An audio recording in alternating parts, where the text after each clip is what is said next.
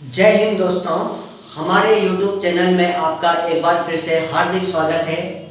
और जैसे कि पिछले बार हम देख रहे थे कि सॉफ्टवेयर के अंतर्गत यानी कि जो लैंग्वेज ट्रांसलेटर सॉफ्टवेयर थे उसके अंतर्गत कंपाइलर और इंटरप्रेटर में क्या अंतर था। तो दोस्तों, पहला अंतर ये था कि कंपाइलर पूरे प्रोग्राम को एक साथ अनुवादित करता है और जबकि प्रोग्राम को एक एक लाइन कर अनुवादित करता है कौन? इंटरप्रेटर। तो एक बार समझिए इस बात को कि जो ये कंपाइलर होता है, मैंने उसे सी नाम दिया है, सी फॉर कंपाइलर, और जो है आई नाम दिया है, किसे? आई नाम दिया है इंटरप्रेटर को। तो इन दोनों में पहले हम समानता की बात करें कि इन दोनों में जो है सिमिलरिटीज क्या है।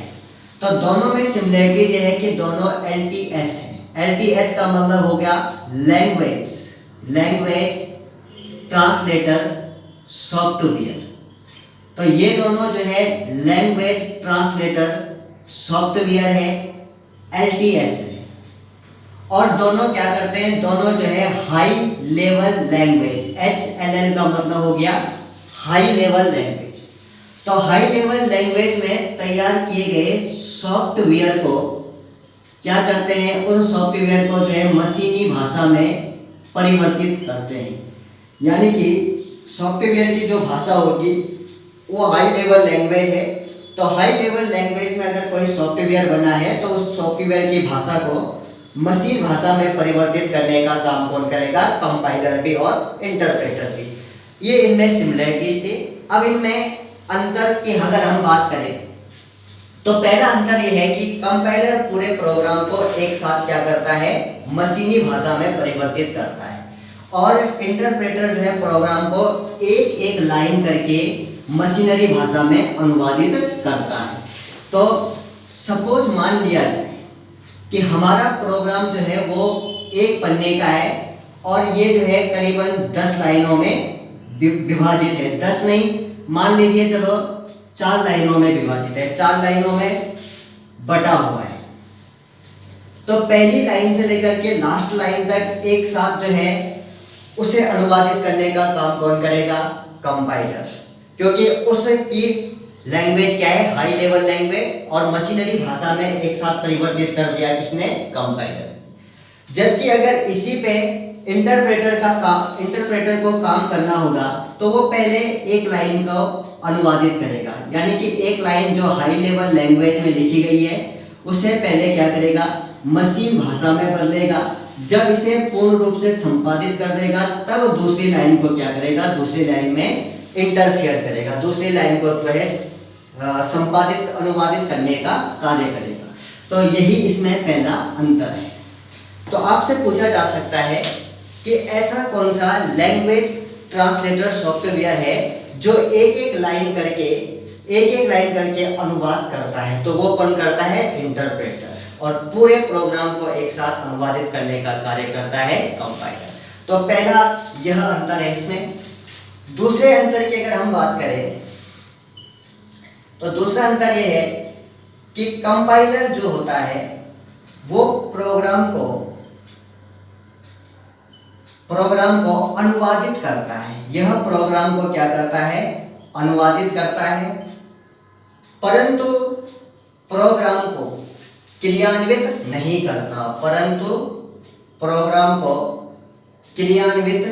नहीं करता। यानी कि संपादित नहीं करता। क्रियान्वित का मतलब संपादित या फाइनल नहीं करता, क्रियान्वित नहीं करता। जिस प्रकार से कोई न्यूज लिखी जाती है तो उस लिखी गई न्यूज को वेरीफाई करता है एडिटर, उसी को संपादित कहा जाता है, या संपादित करना कहा जाता है, या क्रियान्वित करना कहा जाता है। तो इसी प्रकार से कंपाइलर प्रोग्राम को अनुवादित तो कर देता है लेकिन प्रोग्राम को फाइनल नहीं करता, यानी कि उसको संपादित नहीं करता, यह क्रियान्वित नहीं करता। जबकि दोस्तों इंटरप्रेटर क्या करता है? इंटरप्रेटर दोनों काम करता है। आप खुद थोड़ा सा दिमाग लगाइए कि इंटरप्रेटर पहले एक लाइन में गलतियां ढूंढ रहा है और उन गलतियों को सही करके तब आगे बढ़ रहा है, यानी कि हर लाइन को संपादित भी कर रहा है। तो इंटरप्रेटर जो है वो प्रोग्राम को आप कह सकते हैं कि इंटरप्रेटर प्रोग्राम को अनुवादित भी करता है, अनुवादित करने के साथ, अनुवादित करने के साथ क्रियान्वित भी करता है, क्रियान्वित भी करता है, क्रियान्वित भी करता है। इससे पहले भी एक वीडियो बनाया जा चुका है सॉफ्टवेयर पे, और ये जो है सॉफ्टवेयर वीडियो का पार्ट 2 चल रहा है, और इसमें हम कंपाइलर और इंटरप्रेटर में अंतर कर रहे हैं। तीसरा अंतर ये होता है कि ये जो कंपाइलर होता है इसका जो रिजल्ट होता है आउटपुट होता है। तो कंपाइलर का आउटपुट, कंपाइलर का जो आउटपुट होता है, यानी कि यह कार्य करने के बाद, प्रोग्राम को अनुवादित करने के बाद जो रिजल्ट देता है उसी को आउटपुट कहा जाएगा। तो कंपाइलर का आउटपुट जो होता है वो मशीन का ऑब्जेक्ट कोड होता है, मशीन का ऑब्जेक्ट कोड होता है। तो वो मशीन का ऑब्जेक्ट कोड होता है। तो थोड़ा हमें यहाँ पे पता करना पड़ेगा कि ऑब्जेक्ट कोड और सोर्स कोड किसे कहा जाता है, तभी ये पॉइंट हमारी समझ में आएगा। अभी बताते हैं। तीसरा अंतर क्या है कि जो इंटरप्रेटर का आउटपुट होता है, इंटरप्रेटर का आउटपुट यानी कि जो उसका रिजल्ट होता है, जो वो संपादित करके देता है, इंटरप्रेटर का आउटपुट सॉफ्टवेयर, यानी कि कौन सा सॉफ्टवेयर, इंटरप्रेटर सॉफ्टवेयर, सॉफ्टवेयर के क्रियान्वयन का परिणाम होता है, क्रियान्वयन का परिणाम होता है। क्रियान्वयन का मतलब संपादन का परिणाम होता है। यानी कि इंटरप्रेटर ने जो भी आउटपुट दिया है वह उसके खुद के सॉफ्टवेयर का क्या है, अंतिम परिणाम है, और कंपाइलर का जो आउटपुट है वो मशीन का क्या है, केवल ऑब्जेक्ट कोड मात्र है, ऑब्जेक्ट कोड होता है। अब दो चीजें यहाँ पे इंपॉर्टेंट है कि ऑब्जेक्ट कोड किसे कहा जाता है और सोर्स कोड किसे कहा जाता है। यानी कि अगर हम किसी भी सॉफ्टवेयर को हाई लेवल लैंग्वेज में लिखते हैं, यहाँ पे ये क्वेश्चन परीक्षा उपयोगी महत्वपूर्ण है, इसे थोड़ा सा आप नोट कर ले अपनी बुक में, कि जो हाई लेवल लैंग्वेज में जो भी सॉफ्टवेयर तैयार किए जाते हैं उसका जो वो जो कहलाता है, मतलब उसका कोई भी जो सॉफ्टवेयर होते हैं वो अगर हाई लेवल लैंग्वेज में प्रिपेयर किए जाते हैं तो उस रिजल्ट को ही जो है क्या कहा जाता है, सोर्स कोड कहा जाता है या सोर्स प्रोग्राम कहा जाता है। और जबकि जो लैंग्वेज ट्रांसलेटर सॉफ्टवेयर होते हैं, जो लैंग्वेज ट्रांसलेटर सॉफ्टवेयर होते हैं, उनका जो वो जो कार्य करेंगे, अब वो जो अपना रिजल्ट देंगे, उस रिजल्ट को जो है क्या कहा जाएगा, उस रिजल्ट को ऑब्जेक्ट कोड कहा जाएगा। अभी इसमें जब इनमें हम अंतर कर देंगे तो एक बार उस परिभाषा को बोर्ड पे लिखा जाएगा। तो फिलहाल आप ये समझे कि कंपाइलर का आउटपुट मशीन का ऑब्जेक्ट कोड होता है और इंटरप्रेटर का आउटपुट जो है सॉफ्टवेयर के क्रियान्वयन का परिणाम होता है। चौथा अंतर ये होता है दोस्तों कि जो कंपाइलर होता है वो प्रोग्राम की सारी गलतियों को एक साथ दिखाता है। कंपाइलर प्रोग्राम की समस्त एरर को एक साथ दर्शाता है, एक साथ दिखाता है, और जब उन्हें दिखा देता है तो तब उनमें जो है करेक्शन करता है। जबकि इंटरप्रेटर एक लाइन में, प्रत्येक लाइन में, जबकि इंटरप्रेटर क्या करता है, प्रत्येक लाइन में एरर दिखाकर उसे करेक्ट करता है, करता है, यानी कि ये गलतियों को एक साथ सही नहीं करता है, बल्कि हर लाइन की गलती को सही करके तब आगे बढ़ता है, वो इंटरप्रेटर है।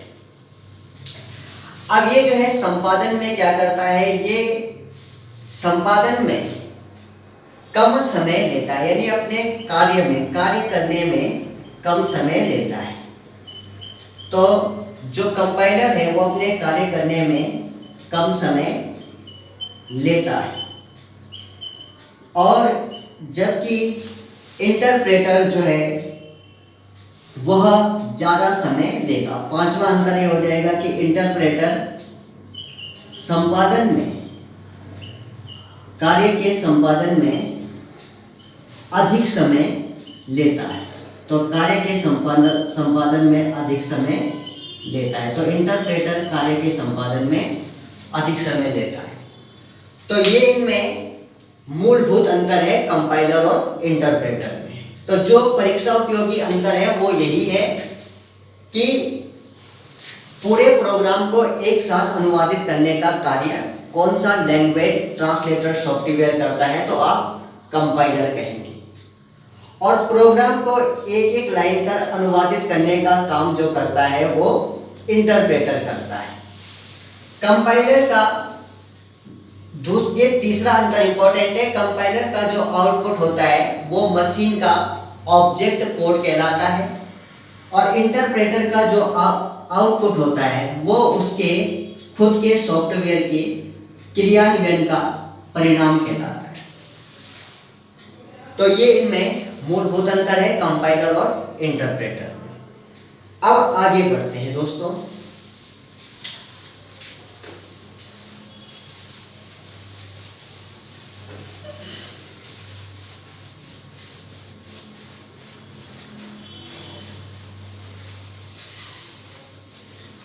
अब आगे बढ़ें तो हमें कुछ बिंदु याद रखने पड़ेंगे इस सॉफ्टवेयर प्रोग्राम के अंतर्गत। जैसा सबसे पहले आया सोर्स कोड, यानी कि सोर्स कोड या सोर्स प्रोग्राम किसे कहा जाता है, इसे हम सोर्स कोड या सोर्स प्रोग्राम दोनों कह सकते हैं। तो ये क्या होता है, ये इंपॉर्टेंट है, इस पे वन लाइनर पे क्वेश्चन आपके एग्जाम में बनते हैं। जैसे कि उत्तराखंड में ग्रुप सी में कई क्वेश्चन आते हैं उत्तराखंड में कंप्यूटर से। तो आप कहेंगे कि सोर्स कोड किसको कहा जाता है, तो आप कहेंगे कि high level language, high level language में तैयार किए गए, हाई लेवल लैंग्वेज में तैयार किए गए सॉफ्टवेयर प्रोग्राम को, सॉफ्टवेयर प्रोग्राम को या सॉफ्टवेयर प्रोग्राम के मैटर को, एक ही बात है, वही मैटर है, सोर्स कोड या सोर्स प्रोग्राम कहते हैं। सोर्स कोड या सोर्स प्रोग्राम कहते हैं, तो उसे सोर्स प्रोग्राम कहा जाता है। अब इस सोर्स कोड को मशीन कोड में या ऑब्जेक्ट कोड में बदलने का काम कौन करेगा, लैंग्वेज ट्रांसलेटर सॉफ्टवेयर। जबकि लैंग्वेज ट्रांसलेटर सॉफ्टवेयर यानी कि लैंग्वेज ट्रांसलेटर सॉफ्टवेयर तीन बताए थे आपको, असेंबलर, कंपाइलर और इंटरप्रेटर। और अभी हमने कंपाइलर और इंटरप्रेटर में अंतर भी आपको बताया। जबकि language translator software source code यानी कि हाई लेवल लैंग्वेज को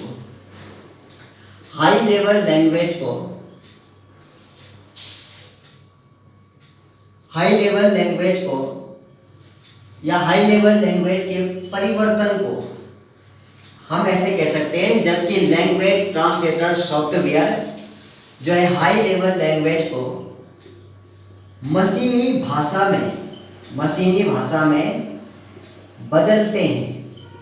तो बदलते हैं वो, तो उनकी गतिविधि को बदलते हैं और जो रिजल्ट देते हैं, इसके बाद जो रिजल्ट या आउटपुट देते हैं उसे जो है मशीन कोड या ऑब्जेक्ट कोड कहा जाता है। मशीन कोड या ऑब्जेक्ट कोड कहा जाता है। तो वो जो भी परिणाम देते हैं लैंग्वेज ट्रांसलेटर सॉफ्टवेयर, उसी को मशीन कोड या ऑब्जेक्ट कोड कहा जाता है। तो अभी आपने पढ़ा कि कंपाइलर का जो आउटपुट होता है वो उसका परिणाम होता है, खुद का परिणाम होता है, मशीन कोड होता है, ऑब्जेक्ट कोड होता है। इसके बाद हम आगे बात करें तो इन पे आपके क्वेश्चन बनते हैं, और क्वेश्चन बनता है आपका अगला बायोस पर। बायोस किसे कहा जाएगा? तो अगर हम बायोस की बात करें, BIOS बायोस, तो ये क्या है और इसका प्रयोग कहाँ किया जाता है? तो सबसे पहली बात ये है दोस्तों कि बायोस जो है वो एक सॉफ्टवेयर प्रोग्राम है। Software program. तो अगर आपसे पूछा जाएगा कि बायोस क्या है, तो बायोस एक सॉफ्टवेयर प्रोग्राम है। तो आप कह सकते हैं कि यह एक प्रकार का सॉफ्टवेयर प्रोग्राम है। अब इस बायोस को कहाँ स्टोर किया जाता है? इस बायोस को स्टोर किया जाता है रोम में। तो बायोस को रोम में डाला जाता है। रोम यानी कि रीड ओनली मेमोरी। अब आपको पता है कि रीड ओनली मेमोरी जो है किस प्रकार की मेमोरी है? यह प्राथमिक मेमोरी है। लेकिन प्राथमिक मेमोरी में कैसी मेमोरी है? तो ये जो है अस्थाई नहीं, स्थाई या नॉन वोलाटाइल मेमोरी। और रीड ओनली मेमोरी के अंदर जो भी सॉफ्टवेयर होते हैं, जो भी डाटा होते हैं, उन्हें चेंज नहीं किया जा सकता। कंप्यूटर उन्हें केवल पढ़ सकता है। तो रीड ओनली मेमोरी के अंदर एक डाटा कार्यक्रम बायोस भी है, सॉफ्टवेयर प्रोग्राम भी है। तो बायोस को परिवर्तित नहीं किया जा सकता। बायोस को कंप्यूटर केवल क्या कर सकता है? रीड कर सकता है, पढ़ सकता है। तो बायोस का काम क्या है? बायोस का काम ये है कि कंप्यूटर को जब ऑन किया जाता है, जब हम कंप्यूटर को ऑन करते हैं, यानी कि कंप्यूटर को जब ऑन किया जाएगा, तो ऐसी कंडीशन में जो है बायोस यानी कि जो एक सॉफ्टवेयर प्रोग्राम है वो अपना कार्य प्रारंभ कर देगा। तो वो अपना कार्य क्या कर देगा? प्रारंभ कर देगा। तो इसका कार्य क्या है? इसका कार्य है नंबर 1, पासवर्ड की जांच पड़ताल करना। पासवर्ड की जांच करना। तो ये पासवर्ड की जांच करेगा। और इसके साथ साथ ही कंप्यूटर के जो पेरीफेरल डिवाइस है, यानी कि जैसे माउस हो गया, एग्जाम्पल माउस हो गया, कीबोर्ड हो गया, प्रिंटर हो गया,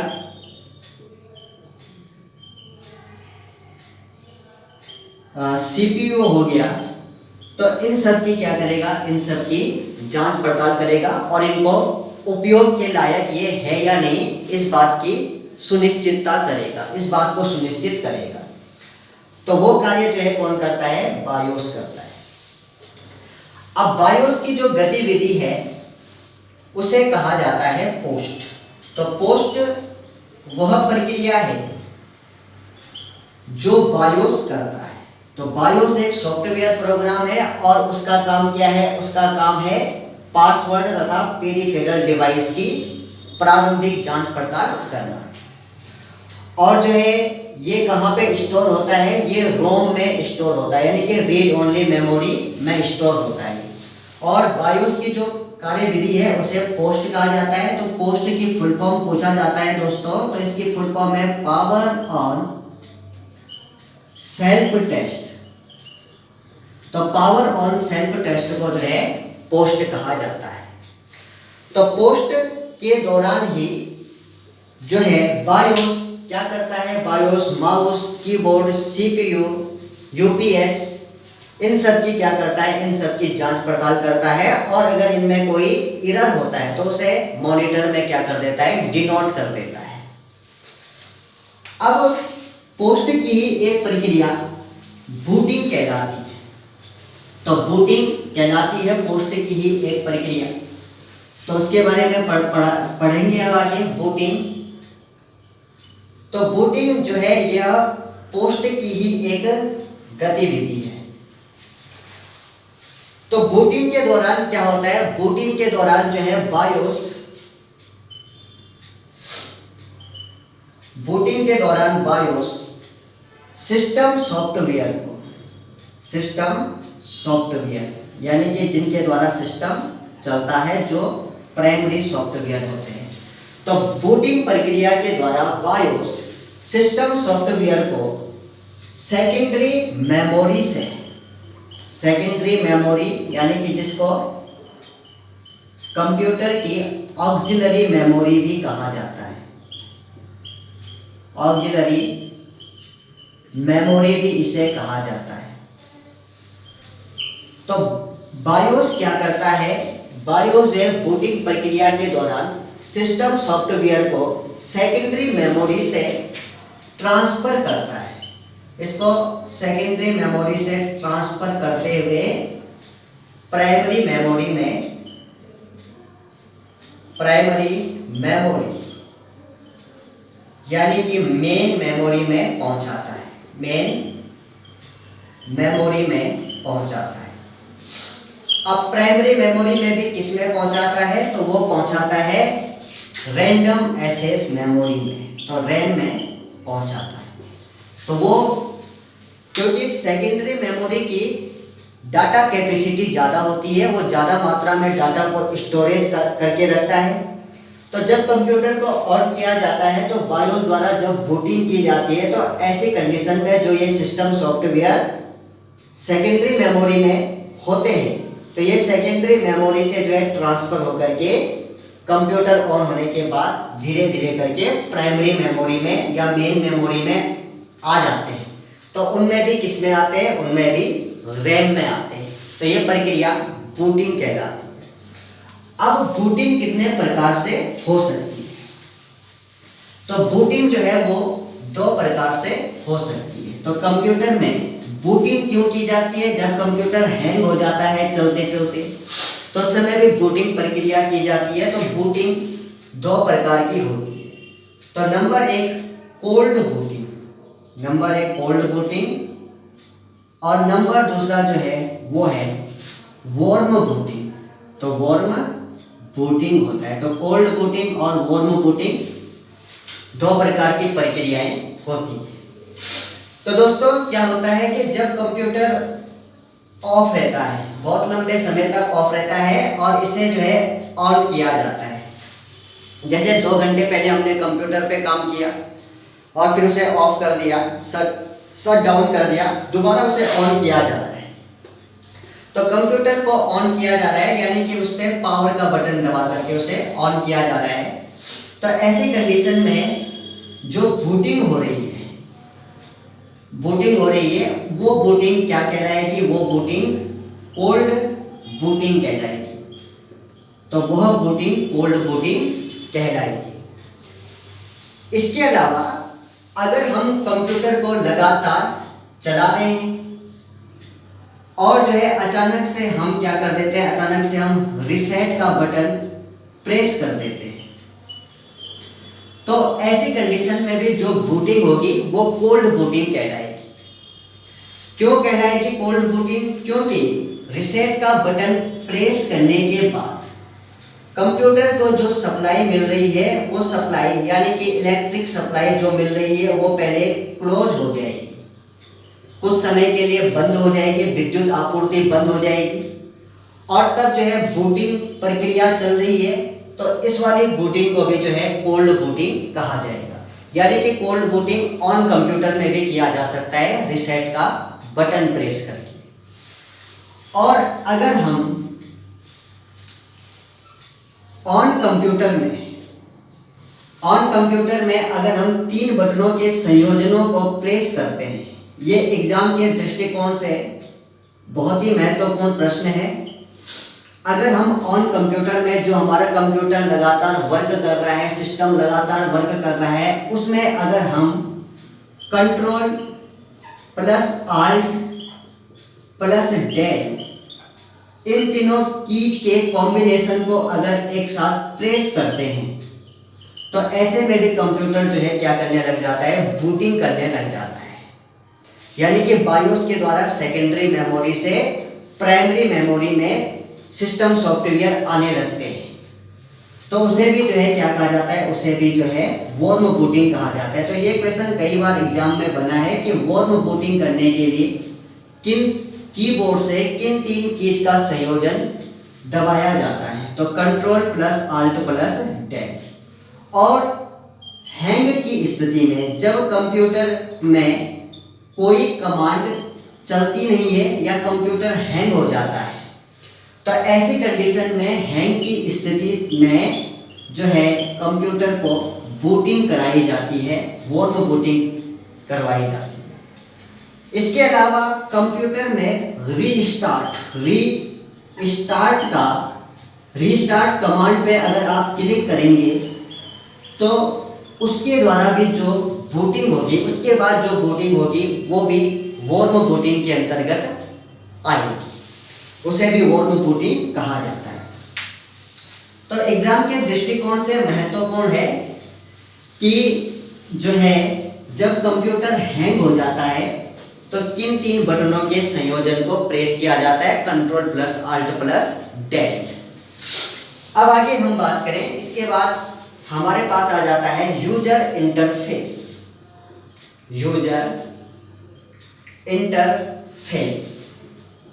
ये हमारे पास आ जाता है यूजर इंटरफेस। तो यूजर इंटरफेस की बात करें तो ये क्या करता है, ये एक अंतर संबंध क्रिएट करता है। अंतर संबंध किस किस के बीच में क्रिएट करता है, तो सॉफ्टवेयर प्रोग्राम और यूजर के बीच। सॉफ्टवेयर प्रोग्राम और यूजर, कंप्यूटर यूजर के बीच क्या करता है, यह अंतर संबंध स्थापित करने का कार्य करता है, उसे यूजर इंटरफेस कहा जाता है।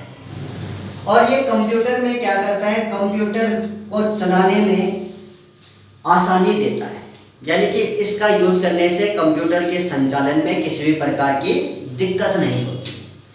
यूजर इंटरफेस की बात करें तो ये दो प्रकार के होते हैं। एक होता है कमांड लाइन इंटरफेस।